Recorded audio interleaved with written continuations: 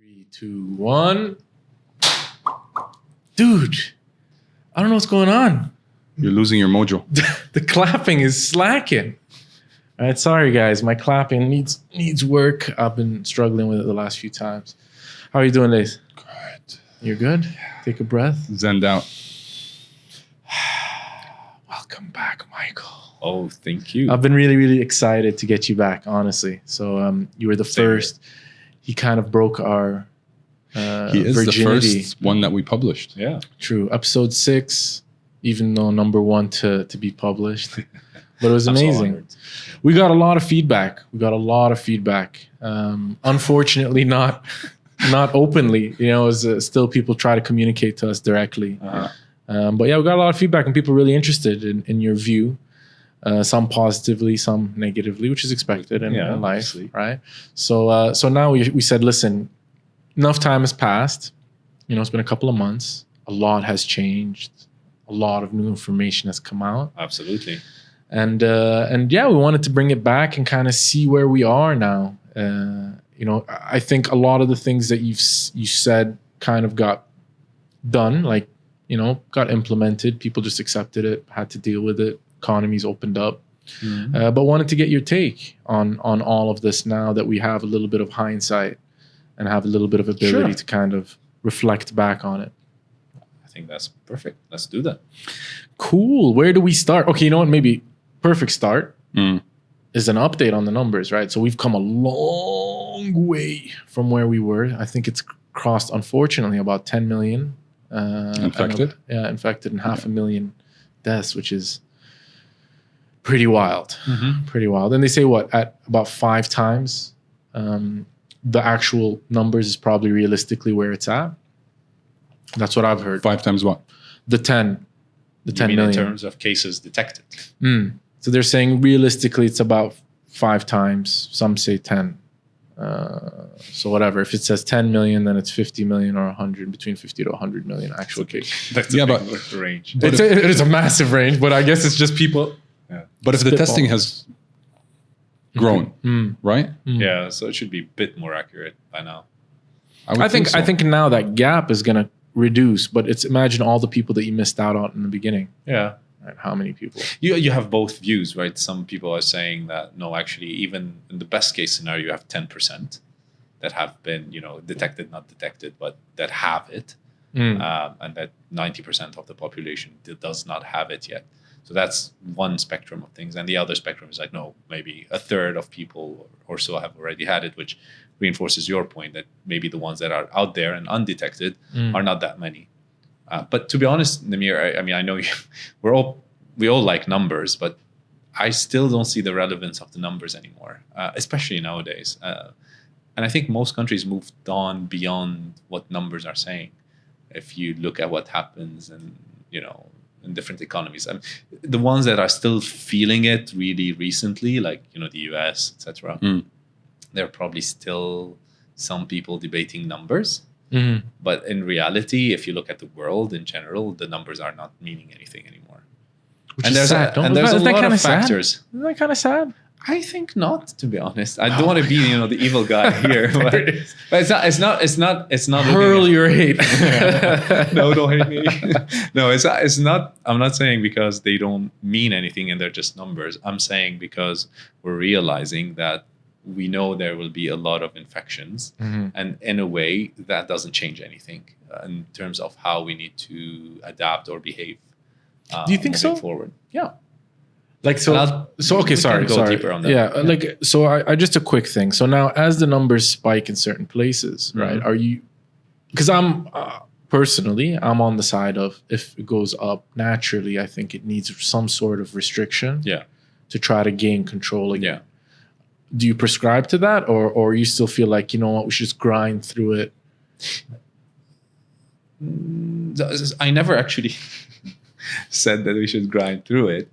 But that's Leo, by the way. Yeah, sorry, Leo's sitting there running between our feet. It's okay. Yeah, so it's not what I was saying. What I'm saying, and actually last time I even said it, you would still need to adapt to it. However, you don't want to close everything, and you don't want to like retire same way we did in the beginning of it. Today we know much more. We have better ways to treat it. We have discovered a few, I would say, we have much more information on the way it works. And people are much more aware of it. And we're adapting policies, procedures, and travel, and all of these things that follow. We are adapting them to the situation. So, in a way, we are starting to learn how to live with it, which is what we said in the beginning. Like we should learn how to live with it because it's going to be here and it's going to stay, and a lot of people are going to get infected.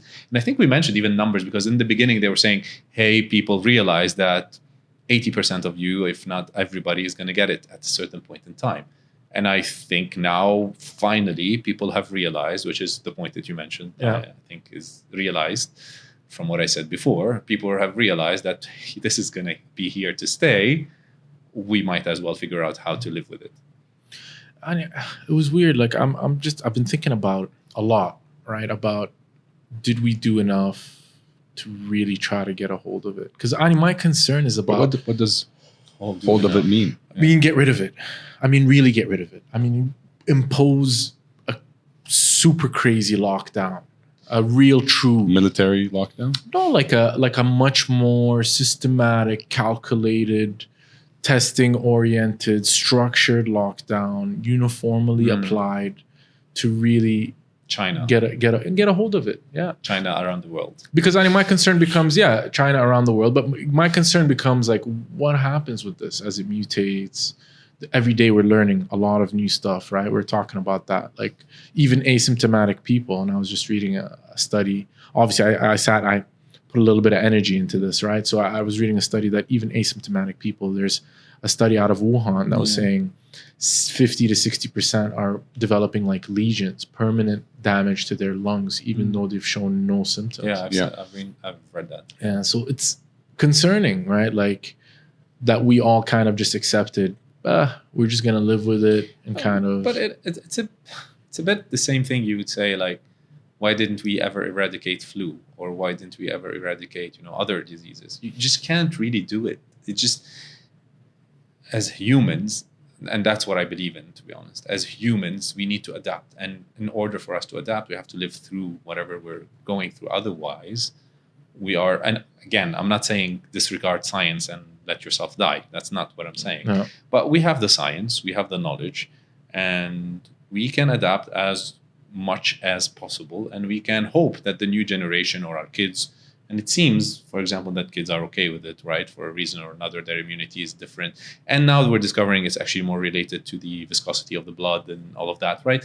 So to say that you want to eradicate it, one is, I'm not sure you can actually achieve something like that globally. Again, you're talking about the whole globe. So you have to coordinate a global effort to do something like that, which I believe is, I think, quasi impossible. I challenge that. Yeah. I challenge that. I'm kind of on his side with that, where I still believe a lockdown was necessary.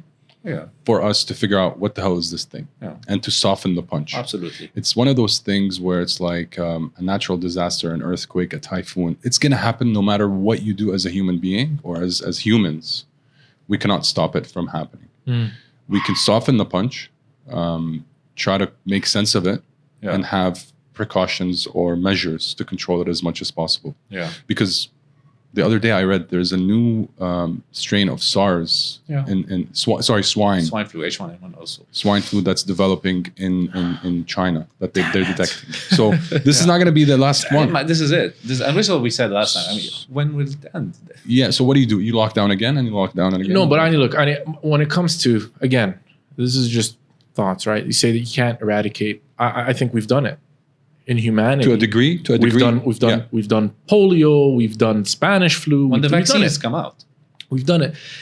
To be honest, I don't know. The Spanish flu, was there a vaccine? Is that what eradicated it? I think Spanish flu is and I'm sorry, but I just never get that comparison because simply it's a different era that we're talking about. Science was different, people were different, less travel, the world was different. Like, it's just impossible to compare that to what we have today on so many aspects. So it just doesn't compute. I don't see how there's a link between the two, right? Today you have medication, you have hospitals, you are much more prepared, you have information, you have connection, you're able to do things remotely, not remotely. I mean, the world is a completely different world. You have antibiotics, you have so many things that didn't exist to the same extent, in the 1918, was it? I can't remember now. True, but essentially it's the same because both don't have a solution. But they will have a solution. The ability for us to come up with a solution is not the same ability we had back then. I mean, it's just mind-boggling that people compare it. I just don't get it. I'm sorry, I don't get it. No, because I look at it as both didn't have or don't have a solution at this point. Yeah, it's running its cycle. Yeah. Right. Yet, at that time, they were able to eventually eliminate it. It eliminated itself. It took years. It probably that, right? It took years, right? And keeping in mind, the Spanish flu rang around for a few years. I think it's like 6, and there was not years. as much travel, so it probably got stayed located. Isolated a little bit more. Yeah. I mean, it's just, again, you can't really compare it. And the COVID is not the first of its kind, if you think about it. It's another virus of the family, SARS family, etc. So it's not something completely new. And again, I think what we said in the first time we spoke is that, just like you said, Leif, in the beginning, we absolutely understand that you're facing something new, you don't understand it. The logical thing to do is to take all the necessary precautions. Of course. And build the infrastructure, and you don't want it to be overwhelmed and all of that. And then we started talking, if you remember, about the Swedish model and all of that, and we said that eventually somewhere in between there should be a balance where you would protect those who are the most vulnerable, because we know that they are the most vulnerable. So we should dedicate all the resources that we have to do that. But then to be able to dedicate all the resources, we should not stop everyone else from maintaining a quasi-normal life, or otherwise what we see might happened actually, which is you got a lot of secondary effects to the lockdowns that is actually still being suffered from today. Unemployment, but you think people losing their jobs again. Do you think like if we didn't do a lockdown, like? No, I think again, you do the lockdown 2-3 weeks, whatever it took for us to start getting that initial information. But as soon as, and I think, today they're talking about the blood, but those details I remember were since actually our first discussion. So there were already these news. If we had pulled a lot of resources on focusing on, okay, how do we deal with this? What are better ways to treat it? And things of the sort, versus let's, lock all our people in homes and try to, hide away from it. We would have probably reached a faster solution in a way.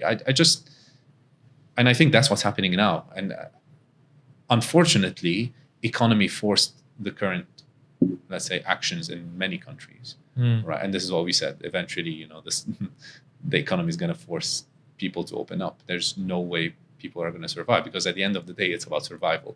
You're going to say, well, that's immediate risk is I don't have a job, I cannot feed my children. Potential risk is I get infected and potentially I die. It's just human nature to say, what, I need my piece of bread right now, and I don't care about it. And that's what's happening. What's wild for me is that third element, which you assumed would happen, which is the people that are just completely disregarding it and saying it's not even real. Yeah, that's like people are like, I don't want to wear a mask. You always have extremes. Like people, and I think in the US it's weird. Like the US is still not imposing wearing masks, which is just wild, right? Like because again, wearing masks. The problem with this situation is there's no answer that you can give 100% and guarantee that this is the right thing to do. Because even wearing masks, if you're not educated well enough on how to wear the mask and when to use it and how to use it, you're probably putting yourself at high risk. Again, how do you educate the people? How do you make sure everybody is wearing masks in the right way? How do you make sure that they're not, they're using it once and disposing of it? They're actually able to access the masks. They know that if they touch this or that, they shouldn't, touch their mask, or there's a specific way of removing it. Like, how? It's a mask? I don't know why I feel like I give people a little bit more credit. Like, it's not complex. It's not a computer. People know how to operate a goddamn phone. They don't know how to put on a mask. But that's because you're thinking of me and you and our environment, but that's not everybody. No, but it's true. Putting on a mask doesn't solve the problem, right? It doesn't solve the problem. It reduces the spread. You It put is the mask, you obviously- removed it's it to eat something, and you put it on the table, and it got everything that's on the table, and then you pick it up and you just put it on. Not, on your mouth. not only that, you adjust it. Yeah, no. I'm again, but to say that not wearing a mask. No, is no, the no, we're same not saying as that. not- Yeah, like, yeah, that's- you know what No, I I'm mean? not saying Again, you wear it's it or you don't. I'm just saying you said why they're not enforcing it, because enforcing it might also create effects that they don't want them. So they're saying, well, if you're educated enough and you feel comfortable enough in using the mask and you want to use the mask, then go and use the mask. I think it's not a bad idea. But I think it's always that argument again with that. People should always wear a mask. Period. Because you're Yeah. exposing the other, right? Yeah. It's again, it's like a yeah. fair to Yeah, but you might be humanity exposing kind of them still by wearing the mask. So if you are afraid, then wear your own mask. Definitely, it will always reduce it, right? There's this whole study, which is a Of course. controlled study, and again, I don't believe. No, in it. no. Just to that, there is an actual proper randomized control study in 2009 that was on viruses, respiratory viruses. and Yeah, they found like 60 but then to you tell people 80%. wear masks, and then they go and wear these cloth masks. I mean, come on, what is it? Which is that's also It's fashionable. No, but exactly. So my point is, listen, man. I don't the reality is that you live in a world with so many variables, and to hope to control every single variable, either you're creating a world which is not a world, it's a robot that you want people to become, or you're just gonna end up with errors and people doing mistakes, and you just live with it. Does it reduce? Yes, maybe it reduces. It helps us delay things a bit further. But I think today, and again, it depends on countries and their capacities. Certain countries don't really have an issue anymore. They can deal with the cases, and they know how to deal with the cases. And like New Zealand, man, what an amazing thing they did. They just got rid of it. Yeah. they're an island. Fair. They controlled it. They controlled access Fair. to the country very early on, and then whatever was there, they eradicated Yeah. it. But does it come back again? Yes, it might come back again. Yeah, but it proves But it not could everybody be can do what done. New Zealand did. Europe, possible. Anything that has land barriers is very hard to implement what they did. I don't know. This is where like I feel I have more confidence in people's abilities to implement I think what we need things. to focus on is not whether they can do it or not, and whether I think what we need to focus on is what outcomes do we want to achieve. What is the outcome that we want to achieve? Is it really eradicating the virus tomorrow? If that's the case, then maybe we should issue a world order for everybody to stay home For a month. or So whatever it's, it is, and then hopefully it will die and nothing else comes back, which I think is completely crazy, because there will be other diseases that's going to come back, and then you're going to have to do the same thing over and over again. No, nobody can afford to do that. Not even governments can. No, but I mean, let's talk theory, right? So the Yeah. other thing, then you say, okay, that objective is probably irrational. The rational objective is, how can I maintain my world? Because again, we're not talking about countries, we're talking about the world. How can I keep the world running while limiting as much as possible any potential impact from the COVID-19? And I think everybody should by now agree that the best way to do it is you take those who are at risk, the most at risk, you protect them in every way possible by asking people to wear masks, asking those people at risk not to go out, not to mingle a lot with people and things of the sort. And you create the facilities that can support them in case they fall sick, and you hope for the best. That's what you do. And then you hope that either you find the vaccine or people's immunity picks up.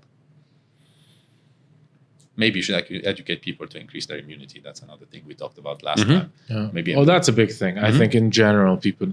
I hope it's a wake up call, like to get your vitamin D in. I've been taking my vitamins. Yeah, vitamin D, right? They said studies have shown that to be really effective. To be honest, it's all D. this usual suspects that we've always, the zinc, the D. It's just, again, everything comes out today.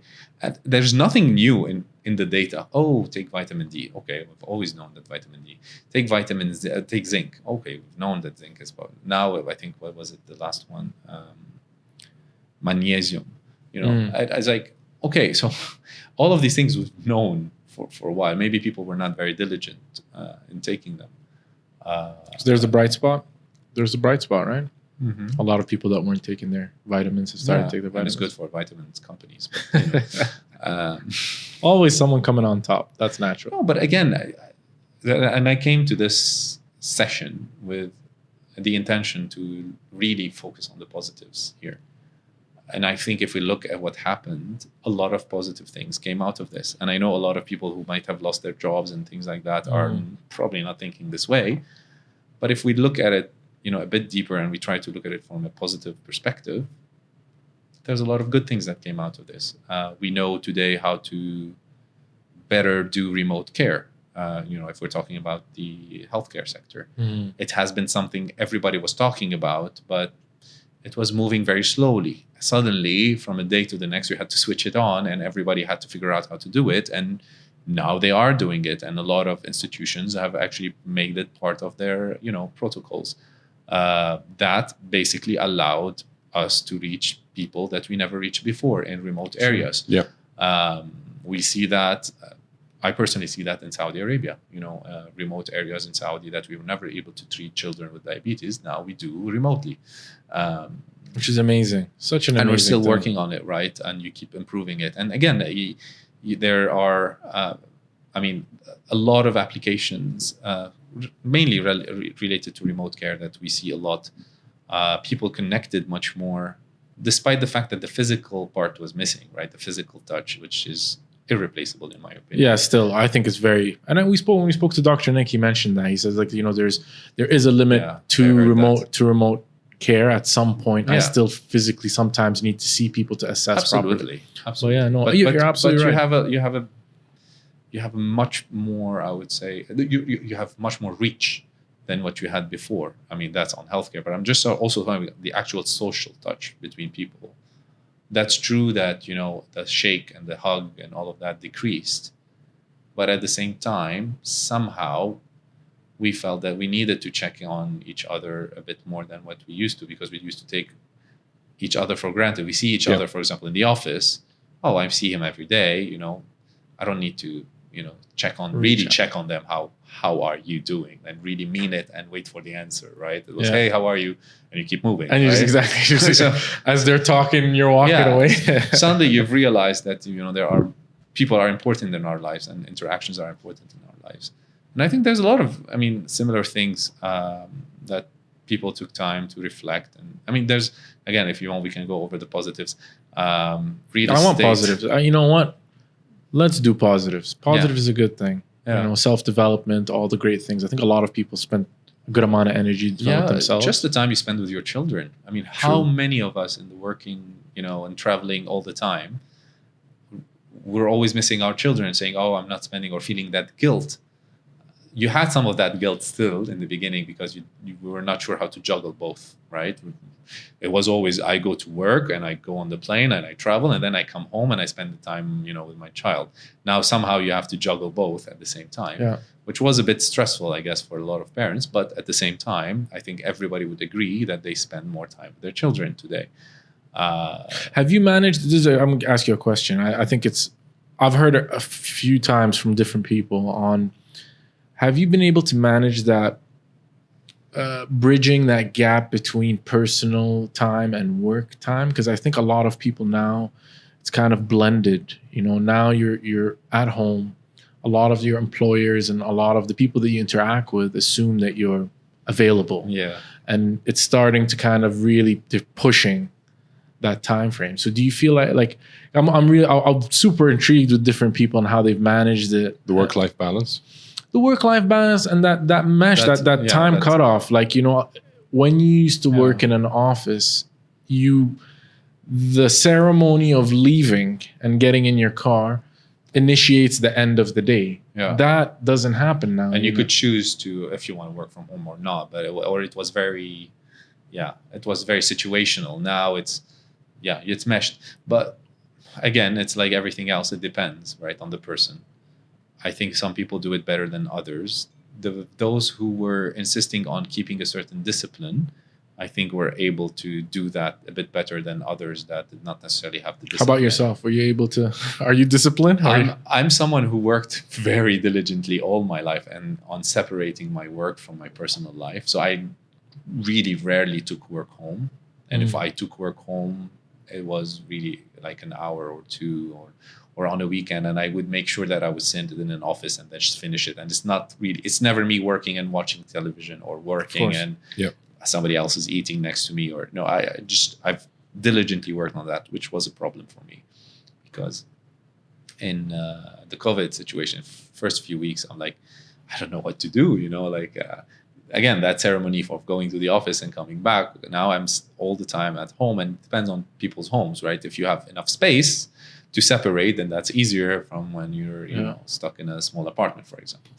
In my personal case, it was my wife already works from home, so we had to kind of set some rules on who uses the office when.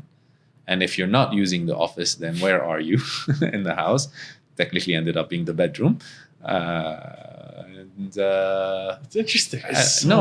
And honestly, eventually what happened is that a routine set in by itself. So our child has online education now, right? So, and it has a specific time. So we divide between my wife and I who sits on which sessions. So when one is sitting on one session or two sessions, the other is actually able to work. And that's basically triggers the day, right?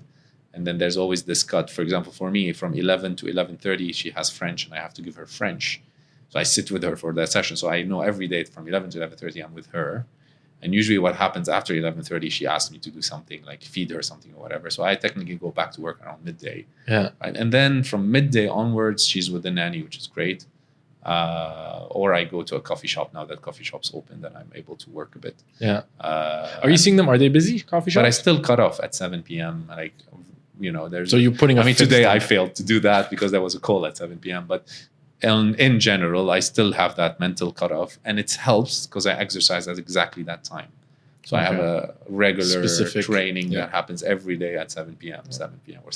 I mean, I'm telling you, like from the years of having my own company and suffering, like it's one of the problems. Like a lot of people look at entrepreneurship and say it's an amazing thing, but I can tell you that separation is nearly impossible to do. And I think one of the things when you enter into, and I always tell people that are in the corporate world, or you have to draw that line and be very, very consistent and diligent in drawing that line. It's very important for your health. Yeah. Because it's not sustainable to sit and work. But entrepreneurs are different. I agree with you. It's a different ball game and it's a different animal. You have no choice. Yeah. And because and I know it, you have that feeling that if I'm not working, I'm foregoing whatever revenue or income, or I could be doing more, and things of the sort. And that becomes, it's every entrepreneur's dilemma. But eventually, again, you realize you will burn, and if you're burned out. Yeah, you learn to use your time more effectively. You understand that when you're not working, it's not necessarily that you're not productive. Correct. Right? It's just that you're saving your energy so that when you do work, you're optimizing yourself rather than kind of smashing your body. It's like overtraining, right? Yeah.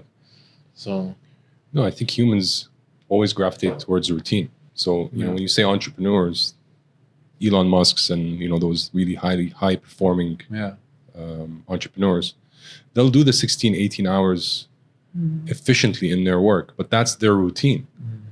That's what they do. And I think that's one of the things that will help people get over things like COVID or these things is you hear stories like yours where you adjust. You start to micromanage your time more efficiently than you would in the previous pre-COVID, where you have to go to the office, drive, go to the gym before. So I think routine is very important to any. But I think if you check, I agree absolutely. Routine is important, but back to the COVID discussion, if you do a poll, I think somehow you can categorize people into two groups: those that have really benefited from this situation and kind of found that routine and rhythm and ended up kind of better. I'm not saying on all aspects, but better in those, let's say, life-related aspects, health, and gym and fitness and, spending time with family and those kind of things. And those that actually suffered a lot because they could not establish that routine, or their routine was very much externally driven, and it was very hard to find that replacement. So I know people who used to exercise very regularly, much more than I exercise, and then suddenly stopped exercising. I wasn't talking about you, by the way, but okay. It's like I'm, good example. I'm definitely one of those people. And I was someone who always wanted to exercise, and I can't always exercise, but somehow with the COVID, I've been much more diligent about it. And there are a lot of people like me, and a lot of people. Yeah, no, it's a fair point. But that doesn't. But see how we started this podcast is right from the beginning. We said, we set the dates and the times where consistently we're going to have an episode to record. And I think, I hear some of my friends, colleagues, relatives, they were struggling, and they're still struggling to find something to do. And they're frustrated with this whole COVID thing and lockdown because you're limited in home so much that you can do. They're not used to reading all the time. They're not used to watching TV all the time. They're not used to working out at home all the time. Yeah. So they ran out of things to do. But then when you start developing these new habits and routines.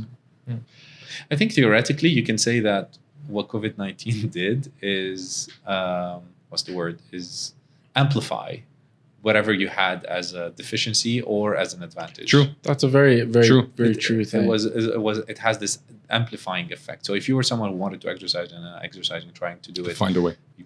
It actually helped you in a way, and it was your escape, for example. Yeah. And if you were someone who always struggled, let's say, I'm just going to take a random example, in, being happy, or you're not finding your purpose in life, this is going to make it even much worse for you. True. Right? Sit with your thoughts. Sit with your thoughts. But something good might come out of it. But I'm just saying, I just feel that when you talk to people, somehow there was an amplification of whatever there was. Yeah, I agree with that. I think it's very valid. I think, but there are people that shifted some of their energies, and I think, for example, us, right? So, or myself, I don't say us because I know you're in the gym, but I stopped the gym because for me the gym is an activity in the gym. I've tried many times to work out at home. It's just not the environment that is conducive for it. Isn't that mindset though? It is. It's completely psychological. Obviously, it's the same thing. You're sweating, you're pushing yourself, you're whatever. But there's something about, again, that routine, that ceremony of going to the gym, grabbing a towel. Those habits that we build, they are programmed in our mind. Exactly. Right? But in replacement of it, we found a lot of other productive things. I'm reading much more. We started a podcast. We're doing all sorts of different things. So I lost the reading, for example. I used to read excessively or listen to books, right? Especially when I'm driving, because we're not driving. Somehow I could not find the time to replace that. Although I'm home, so I technically should be able to have more time, but I'm not. So, for example, it amplified my lack of reading in my case, and amplified my exercising routine. Exactly. It's which is interesting. I tell you something.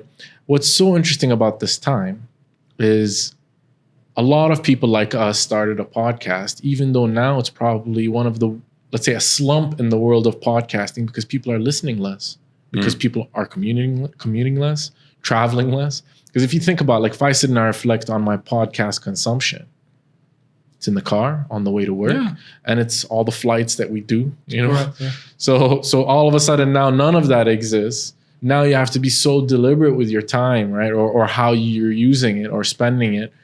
It amplifies it or creates a gap. And I think in the world of podcasting, it's really interesting, because there's been 1,000 more podcasts that have been set up, people that got excited like us, and then less people listening, right? Which is really interesting kind of. I think the world is, the world is always changing, so that's not really a correct statement. But I think the world is changing faster, and I find it very exciting to be living in this phase.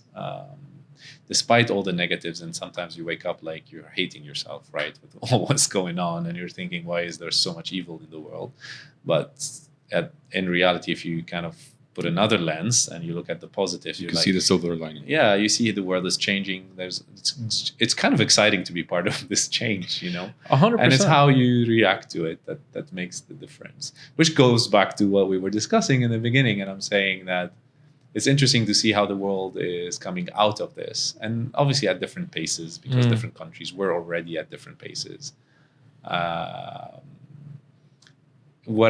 I have no answer for what I wish maybe in the next time. Yeah, we'll keep it for next time. Is I want to see how people quickly forget this, That or is gonna. not? That's no. You know what? They will forget because that's the But how nature. quickly is the question? Everybody forgets and Hyper- adapts, and the new hyperspeed. norm No, but is hyperspeed. established, right? With the attention span of people today, Look at the US. I'm telling you, I wouldn't be surprised if people go get the vaccine done, walk out, and forget why they got the vaccine done in the first place. I think we're in some weird stage of people have short attention spans. They only care about what's in front of them, what they're consuming, and the second that stops, they're just gonna move on. That's just the nature of It's the human world, nature. which is depressing. But I think like you, I wonder. Yeah. there's been a lot of really positive things. And I think we've had an opportunity to talk to a few people in interesting businesses or industries that have been impacted, and similar to remote care and healthcare. They've seen an exponential push towards development, digitization, or a total reshift or restructure of the models that they worked in, right? Yeah, everybody's talking, by the way, about startups and that they suffered and that venture capital decreased and things of the sort. But I'm maybe for short term or for a short while this might have been happening. But I think this also provided the big opportunity for a lot of startups, right? Big time. Because everybody suddenly didn't have the money, so they wanted not to spend much money on things and wanted to try new things, and those startups actually could do it for a change for very little risk or with just very little regulation and things of the sort. If it's healthcare or outside healthcare. Yeah. So or insurance, for example, like everybody forgot insurance, and all of a sudden, like it's very interesting what happened because of this. I mean, Do you think like real estate? I think real estate will pick up? pick up very differently from what it was before. So the shared offices, despite the fact that people think, okay, why do I want to share an office with the COVID situation? I think will increase because actually less need for bigger offices and more And this is what I was going to say, is that commercial space, I think, will change. will not just change, will get really hit. Yeah. Because as you said, right, I think number one is a lot of companies now had the experiment in real life on productivity, and seeing, you know what, our people are just as productive, if not more productive now. They're working more.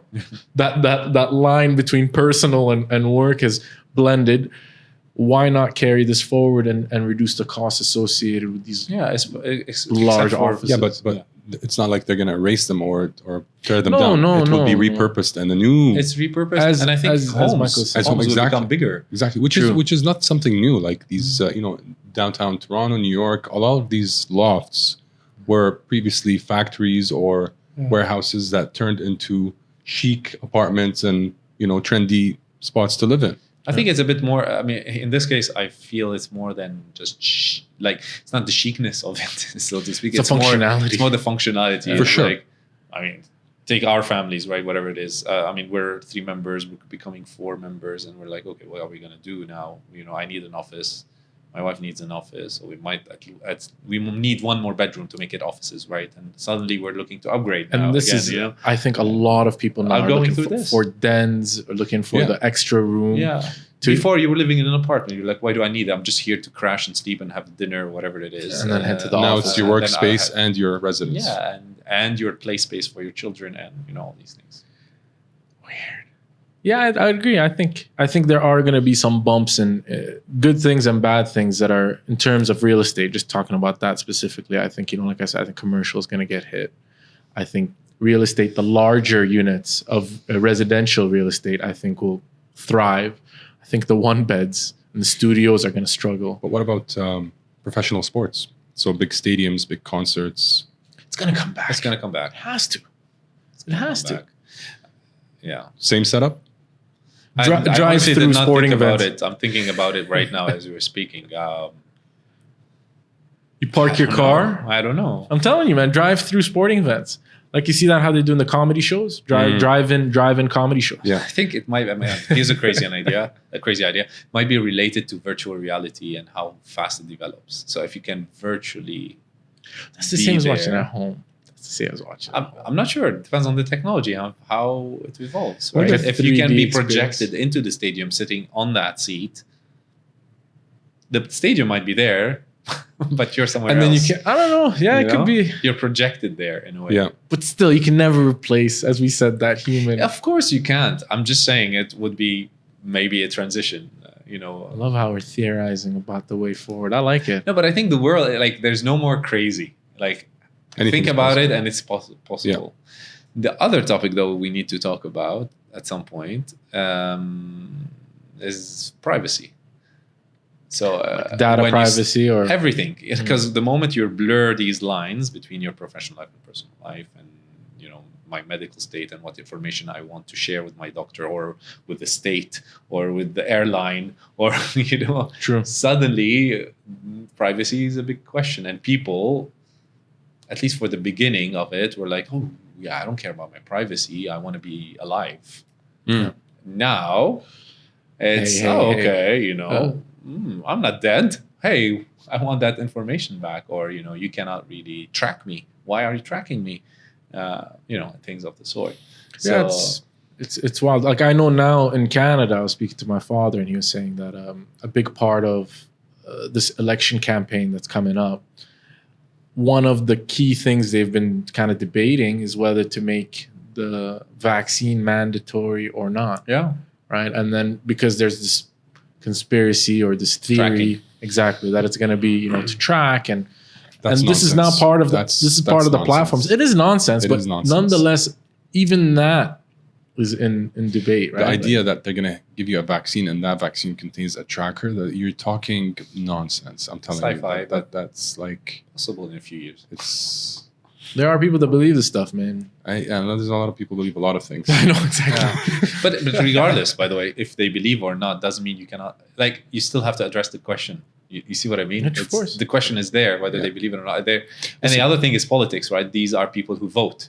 So, We're already True. being tracked. yeah.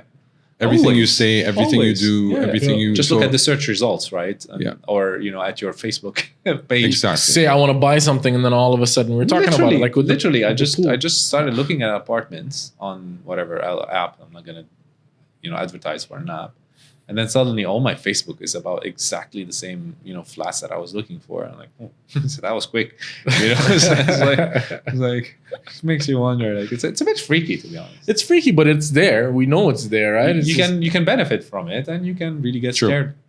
True. But you know what? I wish, like I said, I wish you could control it. This is what we were talking about at some point. So, for example, when I was looking to grab this pool, right? Same thing happened. All of a sudden, every social media platform I go on, I'm getting bombarded by pools.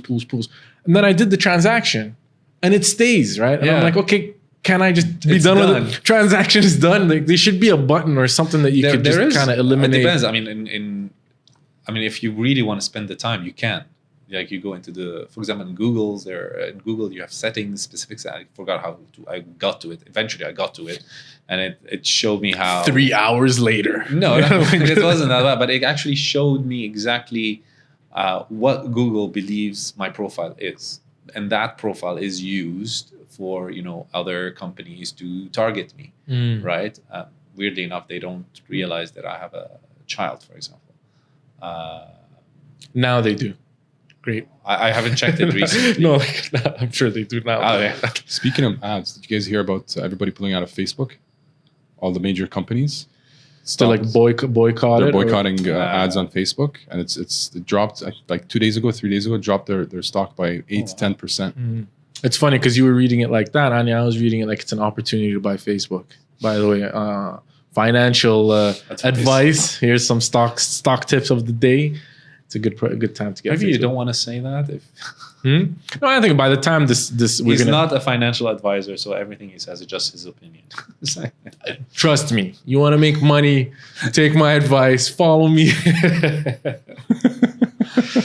No, but yeah, it's interesting. But what is the reasoning behind the whole Facebook? Because thing? they don't I have a even strong stance against this hate speech, I believe, or something around. with Trump. Yeah. Like they didn't take a stand really, and they said, I think at some point Zuckerberg was like not supporting, but he was saying, you know, it's justifiable sometimes, or he's misinterpreted and stuff like that. So is it a Zuckerberg said something, or is it because Facebook isn't like banning They're not some of exactly. the? Yeah. Zuckerberg said Twitter. something and they didn't take action. Twitter did. So Is it their responsibility? No, it's just I mean, that line anyways is If so it wasn't blurred. Trump that said what he said, they said, what the public's saying is that it would have been pulled out. Look, if they have a clear policy and he breached that policy and they're not, then I can kind of get it. But if people are expecting just because he's saying things that I obviously don't agree with, right? And by any means, all right? But isn't that kind of defeats the purpose? They're just a platform. They're not meant to be the judge and jury and filter. This is business, right? I mean, it's a lot of it is basically PR and positions and marketing, and it was just used against them. I mean, Facebook has been under attack for a while on different aspects. So, I mean, you don't know what's really the driver behind it. And, might be just competition sometimes. The new Facebook that's coming out. No, no need for Facebook, basically. I hate Facebook. I hate it. I hate that platform. Like I've always hated it. I hate that I'm back on it because I had to because of the podcast. It forced me back into it. Yeah. I despise it. Well, you can't take a stand and not use it. But now it's become a function. It's a work function now. It's become a tool required. Yeah. I don't use it, but I still have it.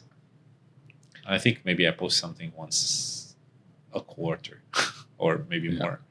No, it's usually posted on Instagram and I just share it. You just share it. Yeah. I love Instagram. I'm a fan of that. It's a good platform. All right, I think What do you think of travel? Are you up for traveling? Me personally, not with the current regulations. Really? Interesting. I'm personally open to travel. I wouldn't mind it, but I just hate going through 4 tests in the process. Depends on the countries. But so far, it just seems like most countries you have to have test before you go. Then quarantine. And then not really quarantine in certain places, but you just have to do a test again when you get there. And then the test 78 hours or something after that. And then before you come back, depending on how long you stayed in that country, you might need to do a test again. Yeah. I just say no. Not gonna do that. I'm scheduled to travel in 3 weeks or so to Toronto and Ontario in general. Their numbers are declining. Yeah. They seem to have it under control. But yeah, my concerns are the returning back, quarantine, or if things spike up, what would happen? It's that risk. There's always that risk. Do I come back? Will I be able to come back? Get stuck, yeah. Get stuck. I mean, is it worth it? I mean, if it's a vacation, is it really worth it? Things like that. So not really ready for travel again, but I'm really looking forward to what the travel industry will do to fix this situation. And, you've heard about these direct bridges that are, air bridges that are being built. Basically agreements between different airlines in different countries, and I think that might be the way out. Well, look, I think it was a bad business model that's been forced to kind of reevaluate itself and try to optimize that experience, I think, or try to be more efficient in the way they deliver it, because it was just a failed. It's asset heavy. I think eventually it might be a good thing for the travelers. I mean, getting back to the positivity for travelers, it might be a good thing. I mean, maybe there'll be more space on planes now, to just keep more distance. I'll let you know in 3 weeks. Yeah. Yeah. Like if they keep the seat next to you empty or something, that's pretty cool. So I tried to play with that. I tried to change my seat after I made my booking, and it seems to allow me to book wherever there's an open spot. But maybe it just kind of dictates the person that's beside. Did you try to sit right beside somebody? Not right beside somebody because I didn't want to. Obviously. So, but if there's areas where it blocks it should have blocked me. Yeah, it should like have an X on it or something. Like in movie theaters now. It's going to be a 14-hour flight. So movie theaters are much better now. I haven't done it yet. No one next to you and no one in front of you. It's like amazing. I mean, look, I think I like the model here because, in Canada, North America, they still don't let you book your seats, which I think is just absurd. Like now here, we book your seats, which is logical. Just pick where you want to sit. Yeah. There, it's like first come, first flights serve. or movies? We're talking movies. Coming back to what you're saying, where it's first come, first serve. Oh, it's not. Oh, wow, that's weird, right? That's weird. And you figured like they'd catch up to it. They still haven't. It's like I have 2 beefs. So I have that, and I have the SMS thing with the banks. Yeah, I don't know why they don't. Why don't you just adopt it? They've had it here for like 100 years. It's time. There's a cost to it. That's why. So it costs man. the bank to issue an SMS message every single You time. can report 800 billion in profits, right? I don't know how much it's going to cost you. I don't think it's going to eat away a significant, maybe 0.0000% If you're a banker, Oh, come on, man. All right, on that Again, note. no financial advice from this guy. on that note. No, I think they get satisfaction. I think customer satisfaction, What's happiness. $1 billion? Spend it. yeah. We can always just go back to Khalid, man, raise some money. This VC Our world. VC friend. Our VC friend, who's his voyeuristic ways, sitting there watching us in the background. Anyways, thank you, Ahmed. Thank you, Ahmed. Thank you, Michael, for joining us. I'm like, man, all over the place. All over the place. Thanks a lot, man. Honestly, it was really cool having you on. Sammy, thanks for having Thanks for coming. Yeah. Thank you, Laith. Anytime, Namir. Thanks, everyone. Same as always. Subscribe, like, share, and we'll catch you later. See ya. Bye-bye.